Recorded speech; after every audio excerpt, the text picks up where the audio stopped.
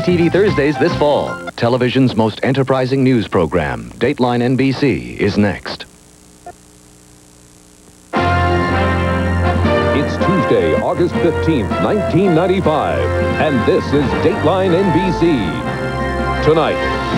Behind these walls, through these hallways, once echoed the cries of the innocents. They were just laboratory animals that were never regarded as humans. Men, women, children, and many claim even American prisoners of war.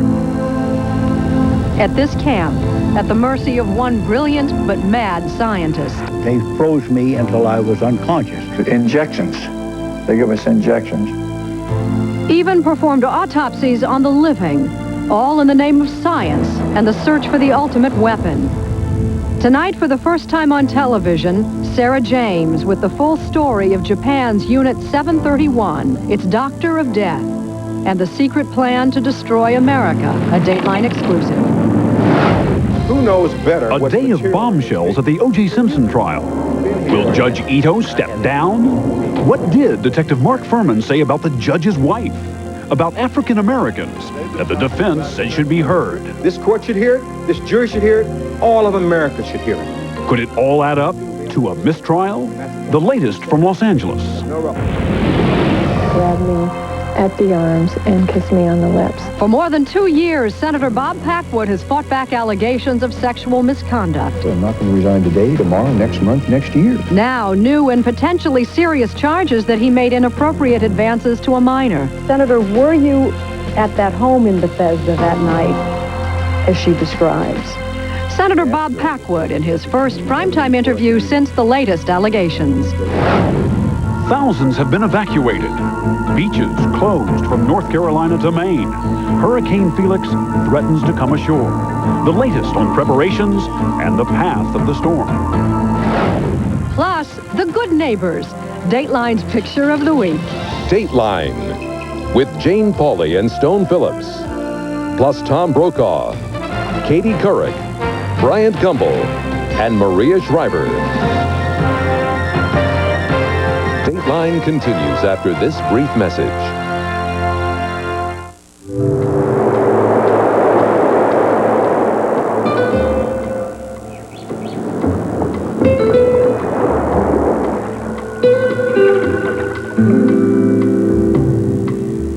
Are we dreaming?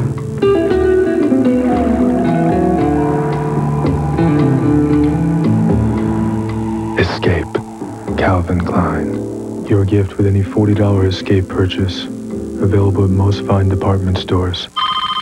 Pine Sol Helpline. I love the smell of Pine Sol, but my husband likes lemon. Try Lemon Fresh Pine Sol Cleaner. It has the scent of lemon and the power of Pine Sol. He'll love that. Now, if he only liked Mother. Oh, honey, that's a whole nother helpline. Julia Murray is doing something her allergies and the pollen never let her do before. She's watching one of the finest 9-year-olds ever to play the game. Thanks to Benadryl, the histamine blocker. Take Benadryl and take back your life. Hi, my name is Jonathan. I'm doing a little show for NBC this fall. It's called The Single Guy. It'll be on right after Friends. My name's Leah. I'm starring in Caroline in the City this fall for NBC, right after Seinfeld. Wow. Do you think, maybe the two of us could get together one night? Please, Jonathan, you're just trying to get into my time slot.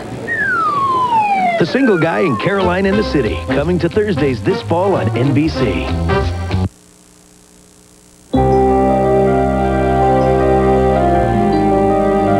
From our studios in Rockefeller Center, here is Jane Pauley.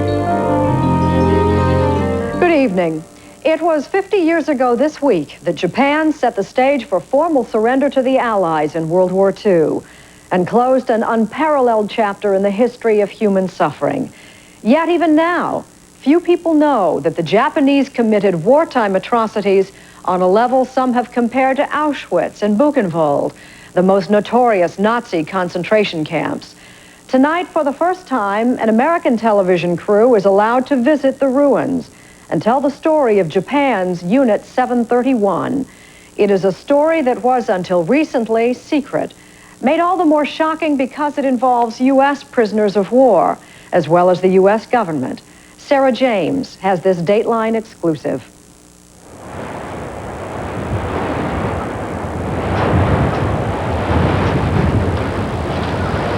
Amidst these ruins lie secrets of a terrible past, a past so bloody, so horrifying, it's almost unimaginable. Human beings were victims of experiments, injected with deadly microbes, frozen to death, electrocuted, even dissected alive. It defies science fiction. You wouldn't believe it if you read it in a science fiction novel. Until recently, the atrocities that took place here from 1938 to 1945 were a closely guarded secret. But now participants, heard here for the first time, are coming forward with their stories. There are times when I look at my hands and remember what I have done with these hands. What's really scary is that I don't have any nightmares of what I have done. It was known as Unit 731 and was the brainchild of an ambitious Japanese military scientist named Shiro Ishii. His goal, to develop deadly bacteria like plague, anthrax, and typhoid as weapons of war. In his study to perfect their killing capacity, he used prisoners as human guinea pigs. He was a brilliant scientist and totally amoral. Historian Sheldon Harris has written a book about Unit 731. People are familiar with Nazi war criminals, with the dreaded doctors of the Nazi regime. How did Shiro Ishii compare to them? If anything, I think his activities were even more heinous. Why were they so interested in biological warfare? Because it was cheap. They were looking for a quick fix. They expected war either with the Soviet Union or with China and possibly someday with the United States. And they needed some kind of an exotic weapon that would bring them on par with these other great powers. Ishii chose northeastern China for the headquarters of Unit 731. The remote countryside of Manchuria had been occupied by the Japanese military since 1931, and there were few people to ask questions. And of course, there was an abundance of research material. Did he experiment on women? Yes, and children. Anyone considered anti-Japanese was fair game. Most were Chinese, but there were also Koreans, Mongolians, and Russians. All told, at least 3,000 people passed through the doors of this factory of death. Han Shao is China's leading expert on Unit 731. Did any of the prisoners who were brought here escape alive? No, they were all killed here. With generous Japanese government funds and no questions asked, Ishii had virtual carte blanche to carry out his monstrous scheme. And it wasn't difficult to get top scientists to join in. In fact, he had the best and the brightest. The best and the brightest, no question about it. All united in the view that they were doing what was necessary to help Japan win the war. There are few traces left of this vast complex, but for the relatives of the victims who died here, the memories are still fresh. I hate the Japanese. They killed my family. In the early 1940s, Jing Longzhe's husband and uncle were taken to Unit 731, never to be seen again. They didn't treat Chinese like human beings. If you were caught by the Japanese, there was no mercy. Jing Fuhe lost 12 family members to a plague spread by the unit. My father died. My sister, it was a miserable scene. My sister died with her eyes still open. When I think about it, I'm filled with grief and indignation. Access beyond the barbed wire walls was strictly controlled. Just like the infamous cattle cars used by the Nazis, prisoners were secretly delivered here by train and truck. The local Chinese were told the massive fortress was a lumber mill. And in the cruelest joke of all, the Japanese called their prisoners logs. Did you ever suspect what was really happening here? We knew in our hearts, but nobody dared to speak out. Otherwise, we'd be killed. Ishii's primary focus was the study of germ warfare, but to study germs, they needed them in quantity. So Unit 731 decided to grow its own. This factory was frighteningly efficient. At peak production, it produced tons of bacterial-laced liquid every month. 600 pounds of plague, 1,100 pounds of anthrax, a ton of cholera and dysentery. That's enough to wipe out the entire world population. It seemed General Ishii just might succeed in creating a bacteriological version of the atom bomb.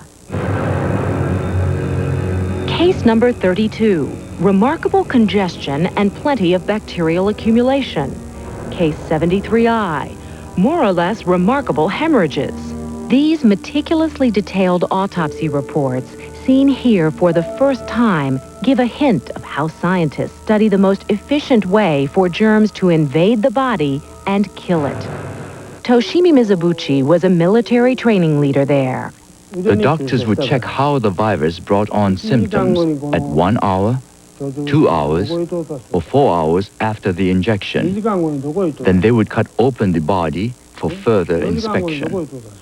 But research into infection and vaccination from germs was just the beginning of Ishii's deadly arsenal. At least 50 other kinds of experiments were conducted as well. He would dream up some idea, call everyone together and say, we want to try an experiment on whatever he might have dreamt up that night. Next morning, they had the prisoners and they were working on them. They conducted poison gas experiments here. People were led through an underground tunnel. They were put in special glass rooms. Poison gas would be sent in. There was even a frostbite lab where they would expose prisoners to the cold until their limbs were frozen solid. Then they would defrost them by dipping them in warm water. And if an arm fell off in the course of it, so be it. They were just laboratory animals. They were just laboratory animals. They were never regarded as humans. And this total disregard for human life went well beyond the headquarters of Unit 731. Japanese scientists across China conducted field tests on how best to disperse deadly bacteria through water, in food, and the air. They dropped bombs filled with plague-infected fleas on cities, killing tens of thousands of people in their search for the most efficient way to spread germs to mass populations. Only by conducting field tests could they know the real effect of those germ bombs. At this testing site, they would tie prisoners to stakes at varying distances from the explosion to calculate the most potent range for infection. Ishii's driver observed these tests on several occasions. When the bombs went off, we would look through our binoculars and we would test to see the progress of the plague as it entered the body from the injured areas. There was no humanity involved in this. They even dissected living prisoners. Yes, in vivo dissections were unfortunately quite common. What was the purpose of this? Scientific curiosity. This man, who did not want to be identified, assisted in a dissection of a living person performed without anesthesia. I made the incision from here to here and then across the stomach. At first, they scream. It takes them a couple of minutes to lose consciousness. In essence, what you did was an autopsy on a living being. Did you have any emotion for this person? You have to understand from our point of view that the logs are there for experimental purposes. That's the way we thought of them. By the way, like the young enlistees here, this man was only 13 years old at the time. The first time I was very hesitant to do what I was told to do. The second time you get used to it. The third time you more or less volunteer. For the Japanese, dissecting living human beings was so commonplace that Army medic Ken Yuasa, not a member of Unit 731, did it routinely. Ishii told us that he was experimenting on germ warfare, and to us, I mean, he was like a god, and we thought that what he was doing was necessary for our country to win.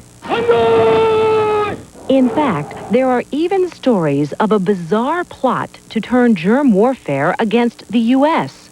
Mizubuchi told of a plan to use pilots to attack California and infect its residents with the plague. The pilots were to ride the submarine to a reef 500 kilometers off the coastline. Then they would emerge at midnight and fly to San Diego, where they would dump fleas that had sucked the blood of plague-infected rats and spread it. The plan was never carried out, but in 1944, sensing their imminent defeat, the Japanese did launch several balloons loaded with bombs towards the U.S., killing 7 people in Montana and Oregon. Had the war continued, some say they planned to send germ bombs next. But the U.S. had a secret weapon far more powerful: the atom bomb. And Unit 731's leaders suddenly faced a more urgent task. In August of 1945, with Japan surrendering and Soviet troops pouring across the border, the scientists and soldiers of Unit 731 were terrified. They knew they faced execution if the Allies learned the truth of what had happened here. And so they rushed to destroy their factory of death. Armed with dynamite and gasoline, the Japanese razed buildings, burned documents, and gassed or gunned down all remaining prisoners. They left virtually no trace of Unit 731's evil past. The factory of death was finally closed for business. But what happened next may surprise you. It involves Americans and hits far closer to home. Little remained to remind the world of Unit 731's gruesome place in history, except for the men and women who worked there. Some of the documents you just saw are results of information they shared with U.S. investigators. When we come back, how the U.S. government helped Japan hide the facts, and why some American prisoners insist the full story still has not been told. These people want proof. My word. That's it. And every other guy's word that was there.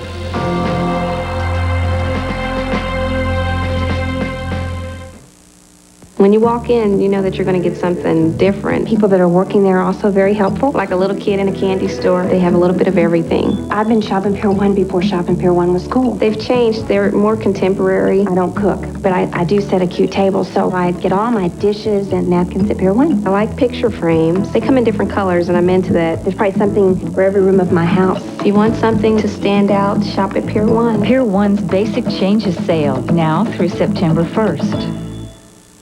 It's true. MCI asks you for the names and numbers of your family and friends so they can solicit them to switch to MCI. At AT&T, we don't ask you for names and numbers. Your family and friends are your business. Privacy, that's your true choice. AT&T. You know why Soft Scrub cleans soap scum better than this other cleanser? Here's one reason. You'd have to buy 6 bottles of this stuff to get the same amount of cleaning detergents in one Soft Scrub. 6. So buy Soft Scrub Cleanser or buy a 6-pack. Now wait a minute. New Shout gets out tough stains better the first time. You know it makes me wanna soap, dry cleanse, soap, bottle, soap, review, soap. Come on now. Shout has a new first-time formula, so it's better than spray and wash at getting out most tough stains in one wash. Shout it out. Want a tough stain out the first time? Shout it out with new Shout. S.C. Johnson Wax. Okay, NBC Saturdays this fall. Pamela Reed is this tough judge. I'm not scaring you, am I, sir? Yes. I know I scare people off. Good. Maybe that's why I sleep alone at night. With that people touch. I always wanted to thank you. You were really tough, but you were the only one who never gave up on me. That's the closest thing to sex I get. Pamela Reed stars in The Home Court. NBC Saturdays this fall. Could you just say it one more time? What is this man doing? Playing God, trying to create a Jurassic Park? Wait till you find out. Welcome to Project Noah's Ark, tomorrow on NBC Nightly News, now more than ever.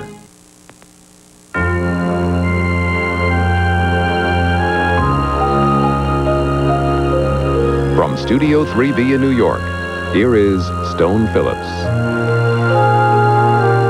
Returning now to our story. Japanese scientists committed unspeakable acts of torture on innocent victims during World War II, all in the name of research.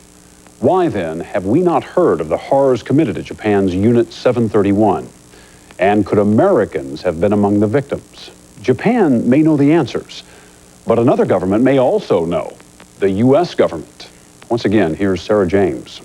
The heart of Times Square in New York City is solid with people celebrating the total Jap surrender. August 15th, 1945, Americans cheered the end of World War II. But the story of Unit 731 was far from over. Some American prisoners of war now say they were unwitting victims too, and say the American government helped hide the truth. Injections. They give us injections. The ones that I saw get shot come out feet first. The ones who got an shot. injection. They got feet first. They came out. They dead. Sam Castriani and Max McLean are survivors of Mukden, a POW camp in northeastern China, 400 miles south of Unit 731. They were experimenting. There's no question in my mind. And China's leading expert agrees. Doctors from Unit 731 were sent to Mukden to conduct germ experiments on American, British, and Australians. I speak about this on solid ground. I have investigated it. The Pentagon denies their story. The Japanese dispute it too. But these survivors say what happened to them was all too real. They froze me until I was unconscious. Art Campbell describes being frozen for 24 hours, then taken to a hot room to be thawed out, just like at Unit 731's frostbite lab. I cannot describe how much it hurt. It hurt so much that I begged the Japs to kill me. McLean says he and his friend George Hayes were injected with shots of some kind on a regular basis. One day, his friend got what McLean calls a hot one. And I went to work that day and I come back that night. He was gone. Do you think the shot killed him? Oh, yes. He knew it, too. He says, I don't know what MSB you give me, but he said, I feel like it. And he died that day. Do you believe that your friend George was the victim of an experiment? I know he was. I know he was. Greg Rodriguez says a soldier forced him to breathe from a feather he held under his nose. Whatever that was that they had on those feathers infected my whole body because I inhaled something. That's some bacteria or germ. Rodriguez says he's been suffering from unknown fevers ever since. His son Greg leads the Mukden survivors' fight for recognition of what happened to them. There is no doubt. In fact, we have conclusive evidence that Unit 731 went into Mukden. And conducted experiments on American prisoners of war? And gave them injections and did bacteriological studies. Rodriguez says he has documents that prove Americans were experimented on and, in fact, pushed for congressional hearings in 1986. The next witness that we will hear... But he says the issue was all too quickly forgotten. Government sold us out.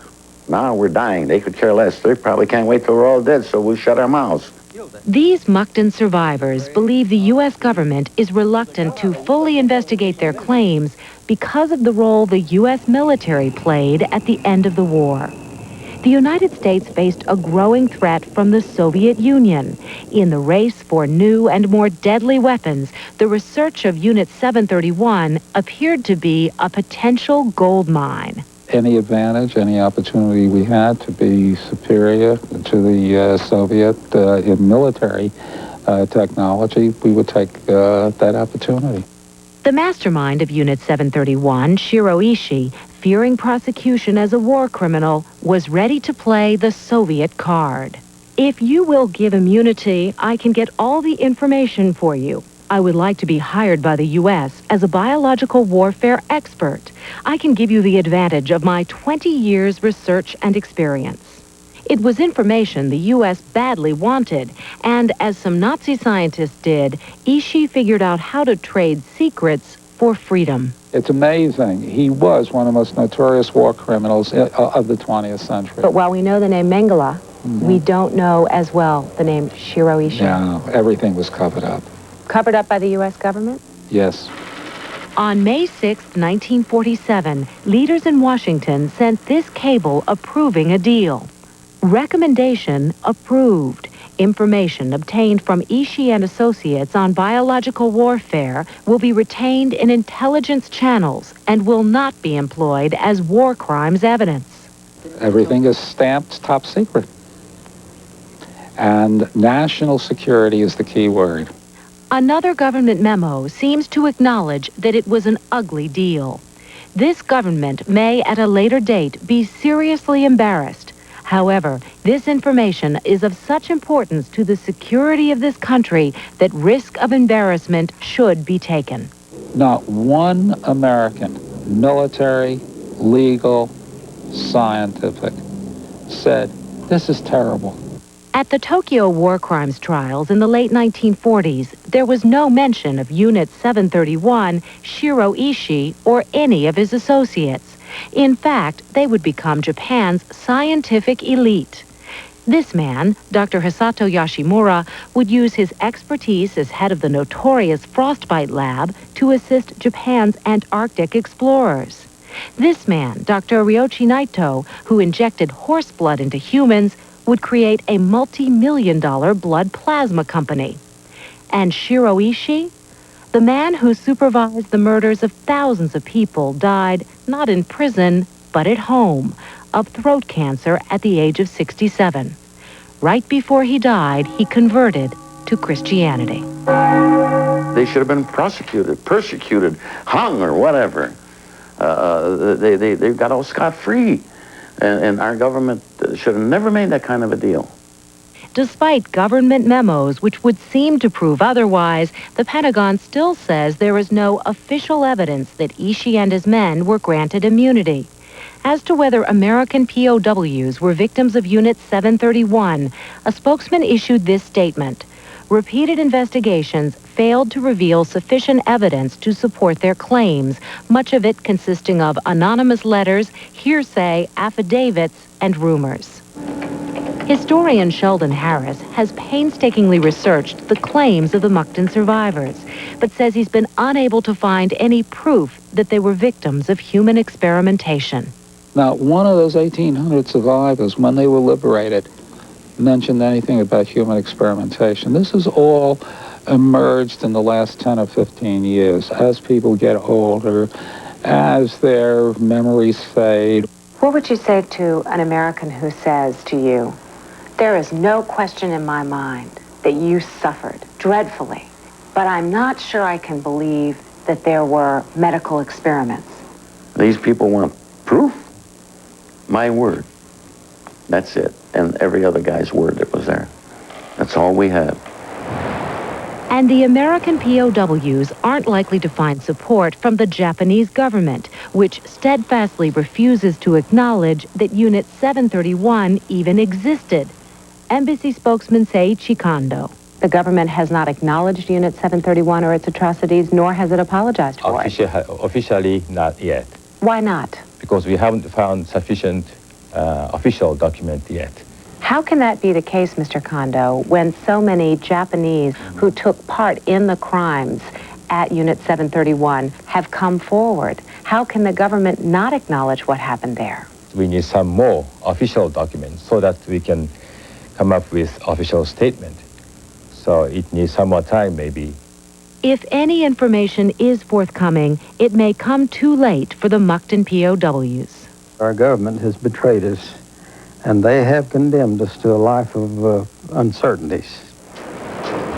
50 years after its destruction, the painful legacy of Unit 731 lingers on, especially in China, where the lives of tens of thousands of people were sacrificed. The Japanese should face up to history. They should apologize to China and compensate us for our losses. Ishii's headquarters is now a middle school. The crematorium now heats water for a local factory. And in a bizarre twist, next to the railroad used to transport the human logs, the government has built a lumber mill. Most Japanese had never heard of Unit 731 until just last year, when a private exhibit toured the country. For most, it was a disturbing revelation, a time for remorse. But for others we talked with, there is still nothing to apologize for. I take pride in having been a part of this unit. This was the world's first unit to use biology in combat. You don't regret what you did at Unit 731 at all? No, I don't. It was war. Since 1945, Japan has steadfastly refused to apologize for its role in the war and the atrocities its troops committed. But today, Japan's prime minister admitted his country's wrongdoing and issued what he called a heartfelt apology, long sought by the victims of Japanese aggression. However, Japan still refuses even to consider compensating former Allied prisoners of war for their suffering. Still ahead, this is a blockbuster. This is a bombshell. explosive statements by Mark Furman, a crucial decision by Judge Ito, new talk of a mistrial in the O.J. Simpson case. Also, Senator Bob Packwood in his first primetime interview since the latest allegations of sexual misconduct with a minor. Let me read just part of a letter that she sent after this happened.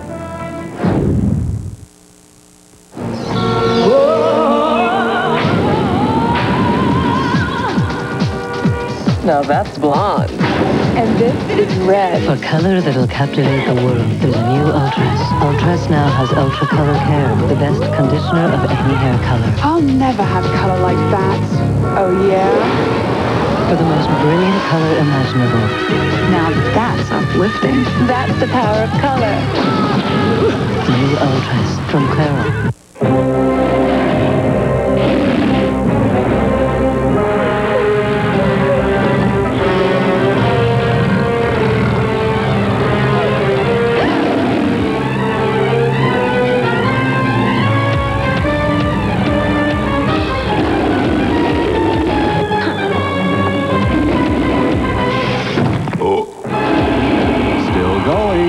Long-lasting Energizer batteries keep going and go. If heartburn makes you sit up when you'd rather lie down, it may not be just heartburn. It may be something different. Doctors call it acid reflux, and you need something different. You need regular Gaviscon. Only Gaviscon forms a protective barrier that helps keep stomach acid down, where it belongs. Mylanta can't, regular Maalox can't. Gaviscon is the only medicine you can buy without a prescription that can. So, to help stop reflux pain from keeping you up, when it's time to lie down, get Gaviscon. It's different from here all the way to here. Tomorrow on Today, do you suffer from heartburn? If you do, there's good news. We'll show you the newest treatment for what ails you. So join us tomorrow and see what a difference today makes. Now the Dateline timeline. All the following events happened during the third week of August. Do you know what the year was? An Oklahoma postal worker, Patrick Sherrill, shot and killed 14 persons, then killed himself. Benazir Bhutto of Pakistan was jailed for opposing the government. No, sir, I don't mean maybe. Heartburn was a top 5 movie. That's my baby now. That should cover you, including expenses. If not, just say so. I think you make a mistake. Robert Urich starred in TV's Spencer for Hire. And Peter Cetera had the hot single.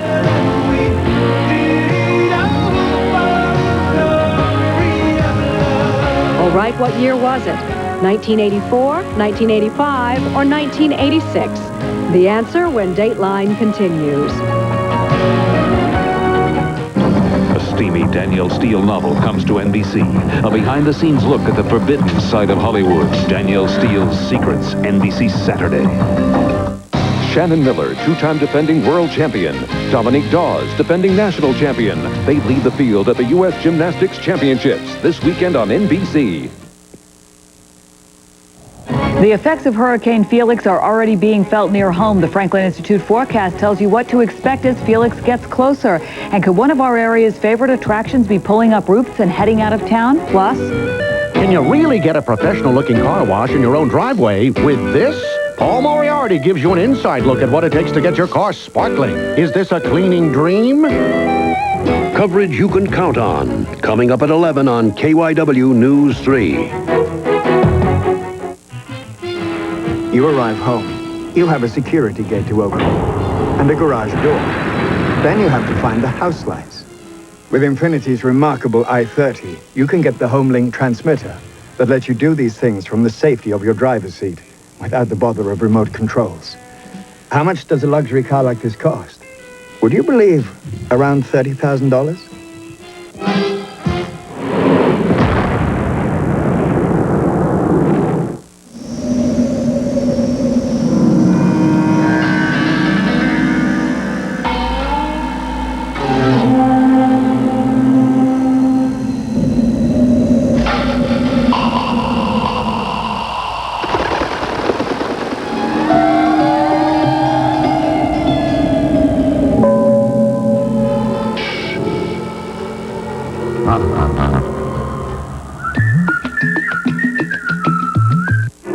Who could make cotton underwear as sexy, as sensual, as sleek, smooth and soft as Victoria's Secret?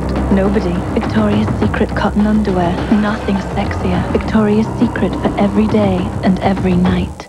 There are unlimited reasons to lease the Mazda 626. It has more room than Accord, is priced $1,000 less than Camry, gets better mileage than Altima, and has the best basic warranty in its class. Plus, as a 95 summer closeout, you can lease it for $229 a month with just $0 down.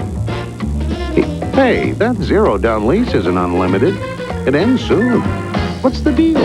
The Mazda Summer Savings Deal. Lease the 626 now for just $229 a month with $0 down. So what year was it? Benazir was jailed, heartburn was hot, and the glory of love led the charts. It all happened the third week of August, 1986. Music. Coming to Stone in 5, Here again, 3, Stone Goes. 2, 1. Who's off the floor? Houston. Just when you thought we couldn't have anything crazier happen. Those words today from Judge Lance Ito as the Simpson case took a stunning turn. Tonight, there's a possibility that Judge Ito could soon be removed from the case. The issue, once again, Detective Mark Furman, a set of explosive audio tapes, and Judge Ito's wife. This is a blockbuster. This is a bombshell. This is perhaps the biggest thing that's happened in any case in this country in this decade. And they know it. They've got to face up to it. Your wife has nothing to do with that. If a court rules that none of these tapes are admissible, then obviously she's not needed as a rebuttal witness. Will she or won't she? That was the question today. The prosecution threatening to call Los Angeles Police Captain Margaret York to the stand if the now famous Furman tapes are played for the jury. In those tapes, Detective Furman makes derogatory remarks about blacks, Jews, women, and specifically about York. And if she's called to testify, it would create an insurmountable conflict of interest for the man she is married to, Judge Lance Ito. If her testimony would be relevant or material to any of the issues before the court. If that is true, then this court would be required to recuse itself from further participation in this case. Would Judge Ito have to step down? Could there be a mistrial? Defense attorney Johnny Cochran argued no, that any references to the judge's wife in the tapes could easily be edited out. That all he wants the jury to hear are the portions that play to Detective Furman's character and credibility. As I said, he doesn't like anybody, but specifically he doesn't like black people. And specifically, he likes to frame people. And specifically, he lies when it suits his fancy. The defense says the tapes will prove that Furman is a racist, capable of planting that now famous bloody glove to frame O.J. Simpson, and that he lied on the stand last March. On your oath that you have not addressed any black person as a nigger or spoken about black people as niggers in the past 10 years, Detective Furman. That's what I'm saying, sir. We have checked these tapes out, and there are at least 30 times when the so-called N-word is used to refer to either suspects, regular citizens, city council people, anyone in disparaging terms.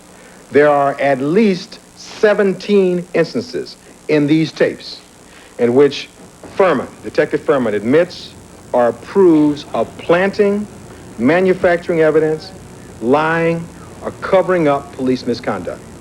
At least 17 instances. Though prosecutor Marcia Clark tried to downplay the significance of the tapes, she offered a major concession if Judge Ito would keep them out of the courtroom. And that if they feel it's necessary to vilify Mark Furman, surely the biggest red herring that ever was, the people offer to stipulate that he used the word in 85, 86, and 87. But, Clark warned, if the tapes are played for the jury, she would have no choice but to call the judge's wife to the stand. One of the incidents that has racial undertones to it directly involves Captain York. I would love my wife dearly. This afternoon, an emotional Lance Ito issued what he called one of the most difficult decisions of this most difficult case. And, struggling for composure, he acknowledged he's a judge, a husband, and only human. I am wounded by criticism of her, as any spouse would be. And I think it is reasonable to assume that could have some impact. With that, Judge Ito, citing the appearance of a conflict of interest, said another judge would have to rule on the Furman tapes and whether Ito's wife can be called as a witness. Ito stopped short of withdrawing from the trial altogether. But late today, Marcia Clark indicated that the prosecution may ask that he do just that, remove himself from the case, saying all of his rulings relating to Furman are now suspect. The defense says it will fight to keep Ito on the case. The judge is expected to make a decision tomorrow. That particular incident. Coming up, Senator Bob Packwood responds to the allegations of sexual misconduct. Fondling the tongue, the pulling the hair back while pinning someone against a wall, and That's a with lie. another hand That never happened. up a skirt. That never happened. His first primetime interview since the new and more serious charges. Plus, a house divided. Dateline's Picture of the Week. In a world without freedom, how far would you go? Do you think you could take me somewhere off the tourist tracks? How much could you take? Right now, you might be the only tourist left in the country. How long would you last?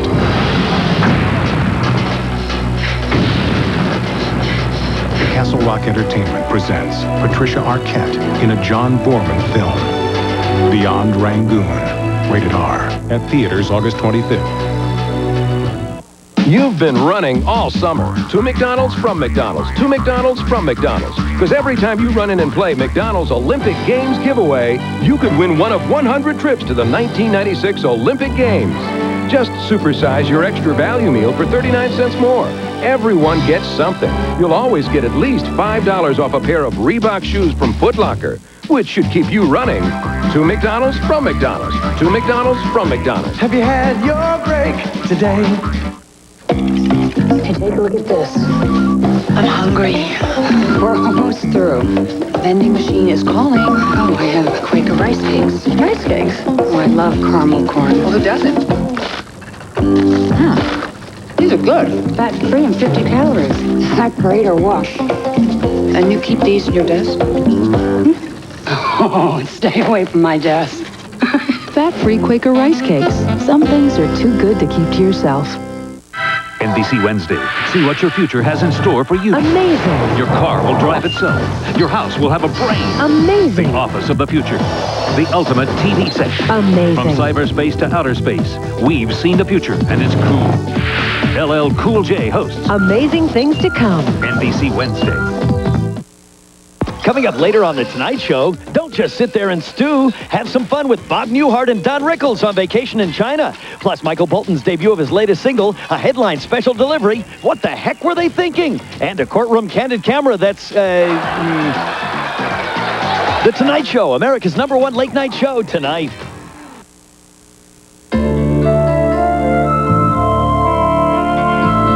Here again is Jane Pauley.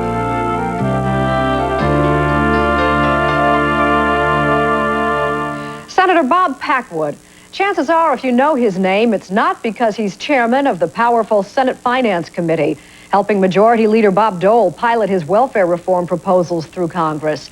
No, and it's probably not because of the 5-term Oregon Republicans' reputation for championing women's issues. Today, Senator Bob Packwood's name is most associated with a scandal. He's the first senator in history to be investigated by the Senate for alleged sexual misconduct. The next few weeks may tell if he survives it. This afternoon, Senator Packwood sat down for an interview for the first time since newly disclosed charges of misconduct revived the investigation. one of which allegedly involves a 17-year-old girl. She was an intern in your office in 1983. Do you know who she is? Know her very well, and I totally deny that charge, and the story that she has told is not true. She says that on one particular occasion you came to her parents' home, having established that the parents were away, on the pretext of delivering to her a letter of recommendation she had solicited from you for college. That in the house you tried to hug her. She says that you gave her, quote, a big juicy kiss, that she, quote, felt the tongue coming. And you said last week you take strong exception, and now you say... This did not happen. Packwood confirms he was at her home that afternoon delivering the recommendation, as she says. But his version of what really happened he'll only share with the Senate Ethics Committee. However, as evidence, he showed us a letter the young woman had sent him 6 months later. Any words I might write would not convey the gratitude I feel towards you. With you, I took my first step in politics.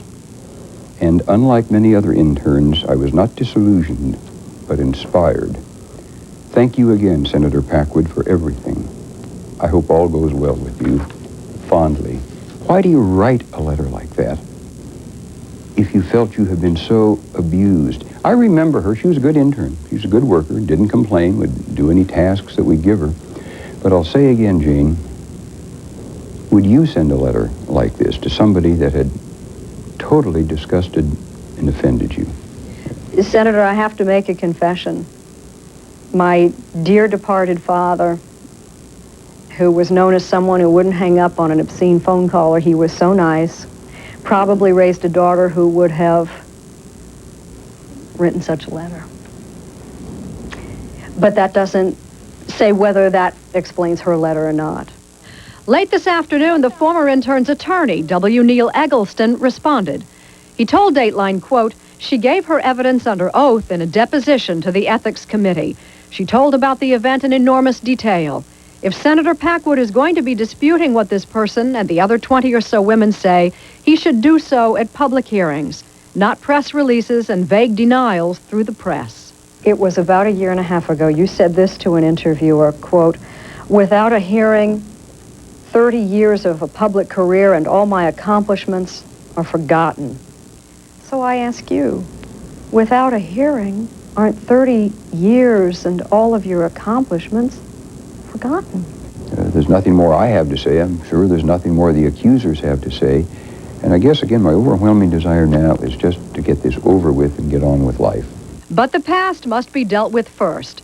The 18 incidents that have been investigated and the 2 new ones now being looked into took place from 5 to 25 years ago. Is there a statute of limitations that applies It's interesting. You know, we just passed at public demand laws that apply to the Congress, all the laws that apply to everybody else.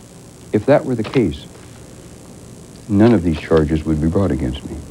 Because? Because of a statute of limitations. They're all too old to have been brought.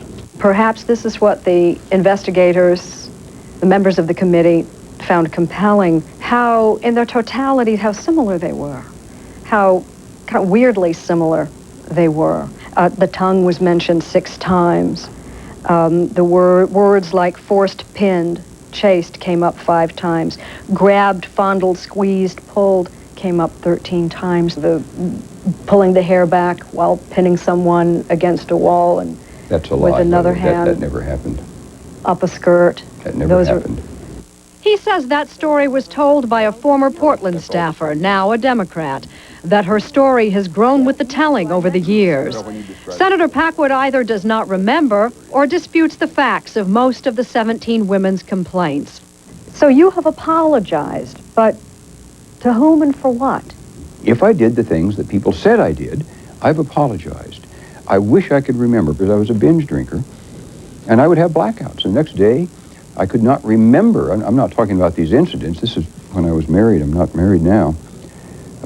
I'd come the next morning after a party with my wife. I, in many cases, could not remember what I'd said. In some cases, I could not remember who I'd said it to. It may explain why you can't remember some things. I finally quit 3 years ago, just quit cold turkey. But in your heart of hearts, I don't think you think anything happened. I don't know if it happened. It isn't a question of in my heart of hearts. It is hard, I guess, to say I cannot remember anything about an incident but I'll admit that it happened. It's been 4 years since Supreme Court nominee Clarence Thomas and his accuser, Anita Hill, kept the nation's attention riveted to televised hearings. It was he said, she said.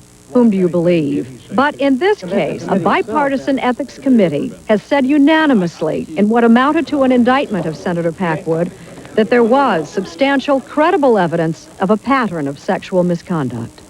If there were public hearings, would they be ugly? I would hope not ugly in the sense that you mean, but I'll give you an example.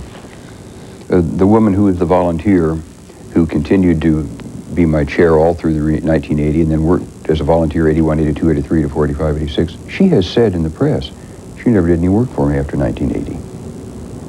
Well, that's just out and out a lie. Senator Packwood has taken the offensive in the last weeks of the Ethics Committee's inquiry.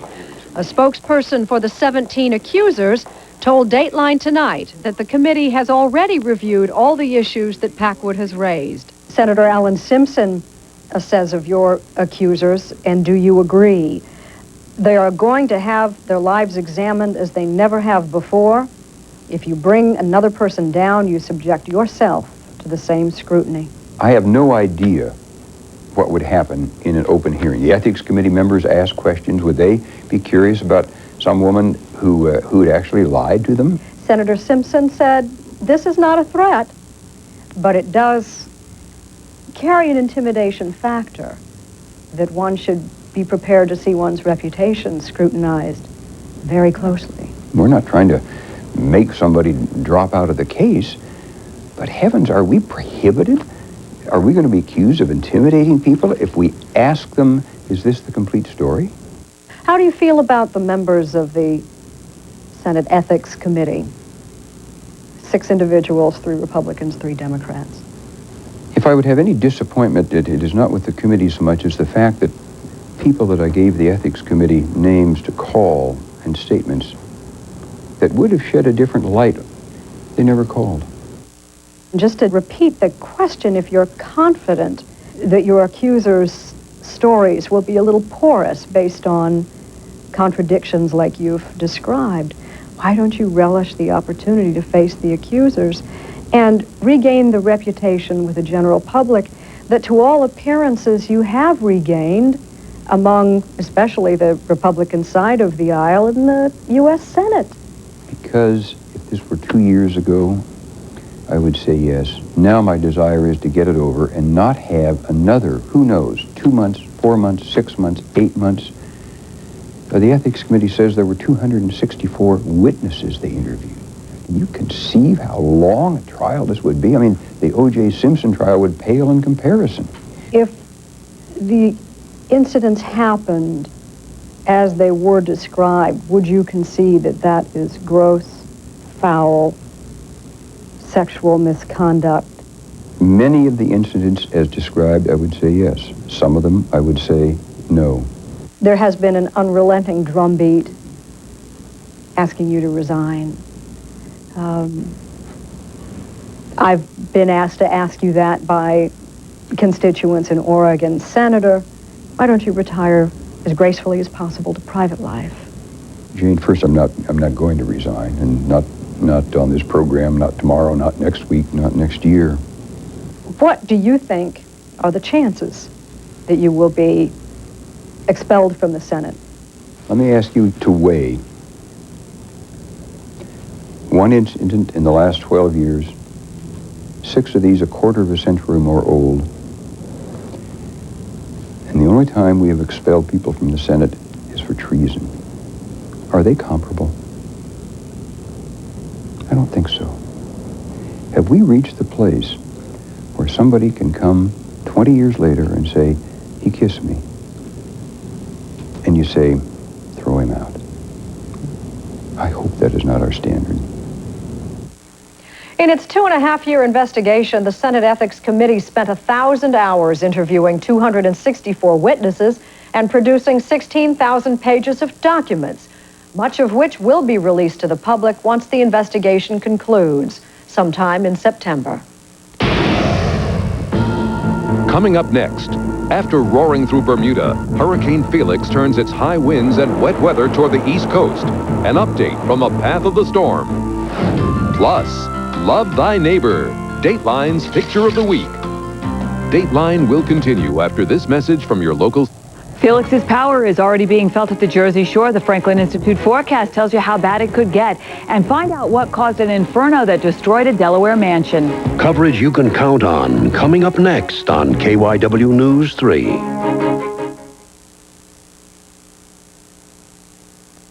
Time to get ready for the school year start. And it's built around you at today's Kmart. This week only, buy any pair of jeans, get the second pair half price. That's right, half price. Character backpacks, 25% off. School supplies are on sale too. And something definitely just for you. Kathy Ireland Lingerie. Saving Selection Solution. Everything we do built around you. It's Kmart. Ooh, okay, it's a little... Whoa. Short. So what's wrong with short? He's short. I like short. When you're working for a special look. Hey, it's our anniversary. Oh, why not? Part of getting that look should include Kellogg's Special K. Big boy, he can take it. Great toasted taste, just 110 calories, and fat-free. Kellogg's Special K. Great taste never looks so good. Dude, funny. Want to go to the 1996 Summer Olympic Games? You need drive. You need commitment. You need a break. So go to McDonald's. Play McDonald's Olympic Games giveaway. Buy the double burger you crave. A double Big Mac or double quarter pounder with cheese for just 79 cents more than the famous originals. And you could win one of 100 trips for two to the 1996 Olympic Games. You'll always get something. You could even get the break of a lifetime to go to the Olympic Games as a spectator. 25 years together. They've just flown by. 25 years of kids, jobs, moving. I didn't just want to bring her back to her favorite place. I wanted to give her something she's only dreamt of.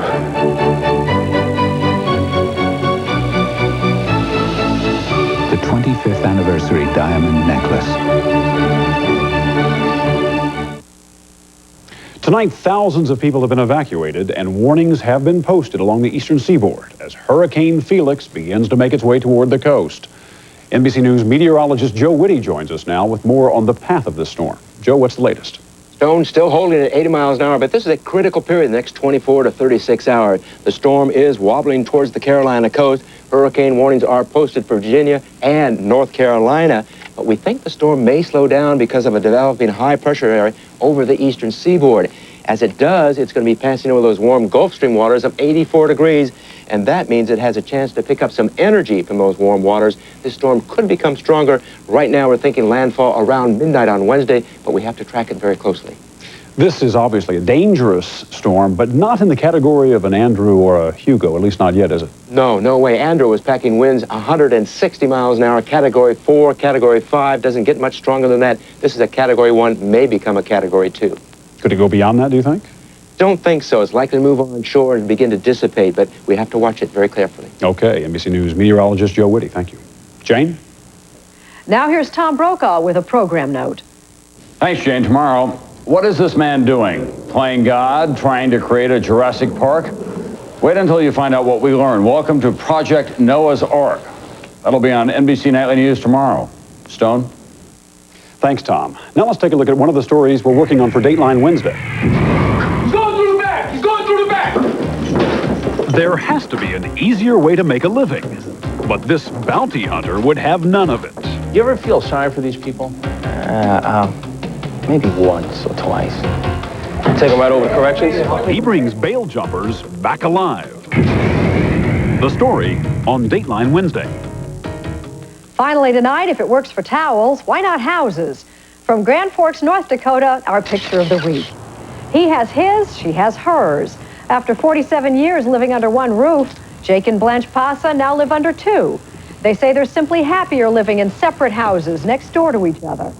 Maybe absence does make the heart grow fonder. They say they're still in love, and he does still cut her lawn. And if they get to fighting, he's a Democrat, she's a Republican, they can just each go home. And that's all for Dateline Tuesday. Join us for Dateline Wednesday, tomorrow at 9 Eastern, 8 Central.